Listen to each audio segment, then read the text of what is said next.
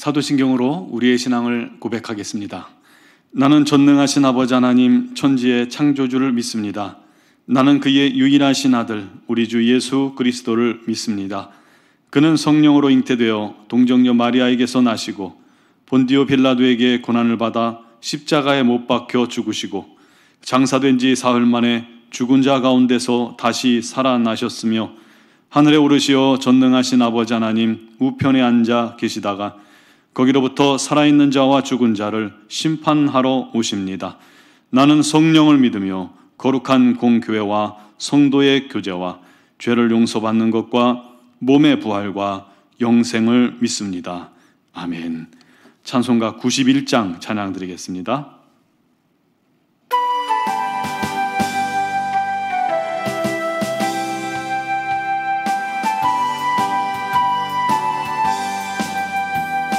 슬픈 마음 있는 사람 예수 이름 믿으면 영원토록 변함없는 기쁜 마음 얻으리. 예수의 이름은 세상의 소망이요 예수의 이름은 천국의 기쁨일세. 거룩하신 주의 이름 너의 방패 삼으라. 환난 시험 당할 때에 주께 기도드려라.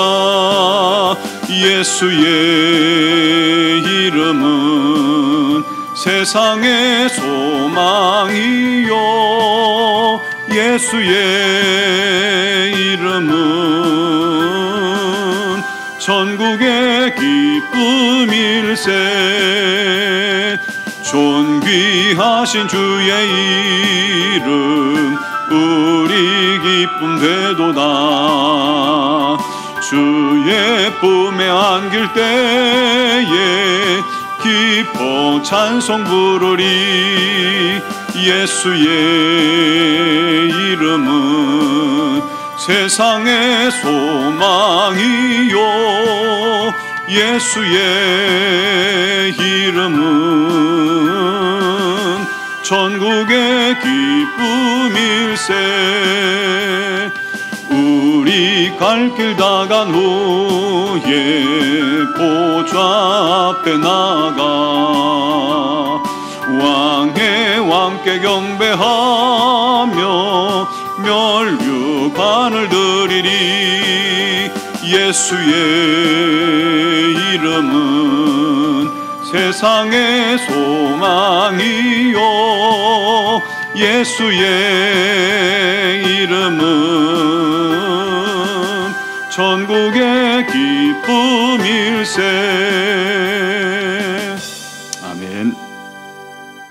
오늘 우리에게 주신 하나님 말씀은 사도행전 27장 13절에서 26절까지 말씀입니다. 사도행전 27장 13절에서 26절까지를 제가 봉독하겠습니다.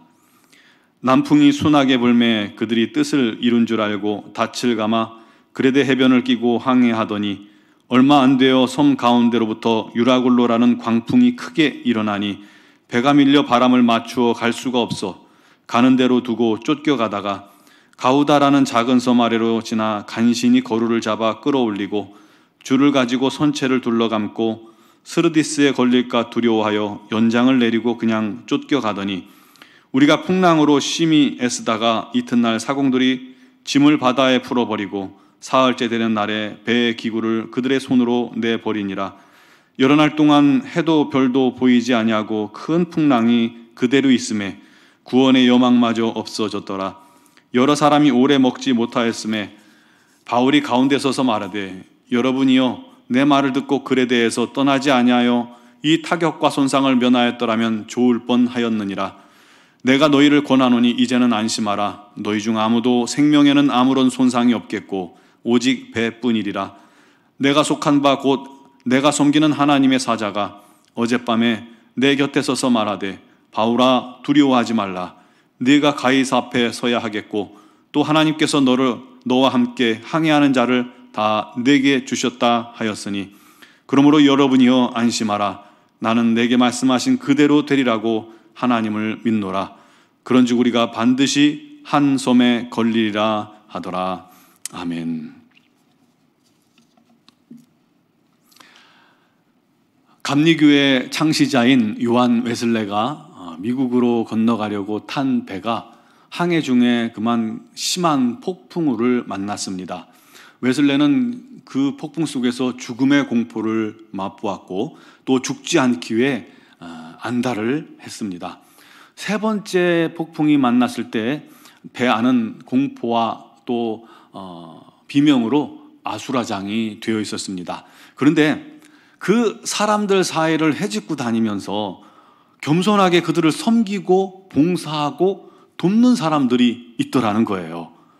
그들은 풍랑 때문에 물론 힘들죠. 떠밀리고 내동댕이 치어도 다시 일어나서 자기들이 하던 그 일을 계속하는 겁니다.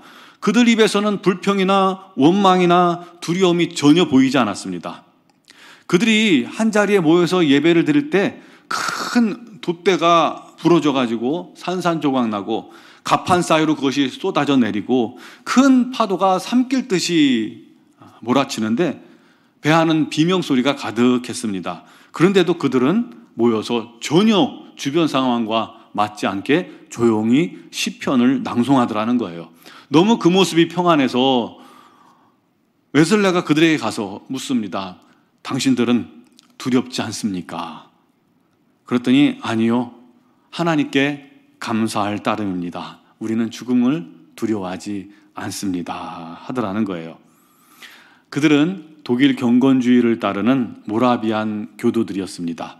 종교개혁가 존 후스가 가톨릭 교황으로부터 이단으로 몰려 순교당하자 이들이 한 성에 숨어서 진젠도르프 백작의 그 인도를 따라서 복음적인 신앙 공동체를 형성하게 되고 경건하고 엄격한 신앙 훈련을 받는 그런 공동체였습니다. 후에 이들은 적극적으로 세계 선교를 펴게 됩니다. 그래서 영국과 유럽 일대를 복음으로 각성하는 운동에 크게 기여한 그러한 자들입니다. 세계 선교에도 아주 획기적인 일익을 담당했던 자들입니다. 큰 풍랑이 요한 웨슬레를 압도했고 그것 때문에 두려움에 사로잡히기도 했지만 오히려 요한 웨슬레를 영적으로 성장케 하는 결정적인 만남을 이루게 된 것이었습니다.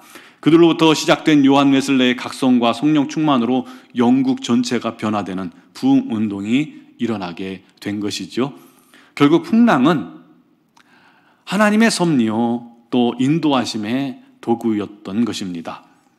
오늘 본문에도요 바울이 미항에서 겨울을 나자고 권유했지만 백부장과 선장과 선주들이 말을 듣고 백부장이 무리하게 출항을 합니다. 처음에는 순풍이 불어서 순항을 하는 듯 했어요. 그런데 얼마 안 되어 유라굴로라는 큰 광풍을 만나게 됩니다. 배를 육지에 대려고 노력을 했지만 결국 실패하고 표류하게 됩니다. 그러던 중에 가우다라는 작은 섬 뒤로 이렇게 넘어가면서 잠시 섬이 바람을 막는 바람에 잠시 바람이 잠잠해진 틈을 타서 거루를 끌어올립니다. 거루라고 이제 구명정같이 배에 매달고 다니는 작은 배였는데 그것을 끌어올려서 배에 묶은 후에 모래톱에 걸리지 않기 위해 애를 쓰면서 가길 계속합니다. 그러다 이튿날 되어서는 짐을 바다에 다 버리게 되었고 사흘째는 배의 기구들마저 버리기 시작합니다. 그렇게 여러 날이 지나도 도대체 풍랑에 기칠 기미가 없으니까 배고픔과 또 체력을 소진한 사람들은 하나둘 지쳐 쓰러져 가기 시작합니다. 제일 위험한 상황이 닥친 것이죠. 그때 바울이 일어서서 그들에게 외칩니다. 안심하라. 너희 중 아무도 생명에는 손상이 없겠고 다만 배만 잃을 것이다. 하나님의 사자가 어젯밤에 내게 서서 말씀하시기를 바울아 두려워하지 말라. 내가 가이사 앞에 서야 하겠고 너와 함께 항해하는 자들을 내가 다 내게 주셨느니라. 그런 말씀을 하셨어요.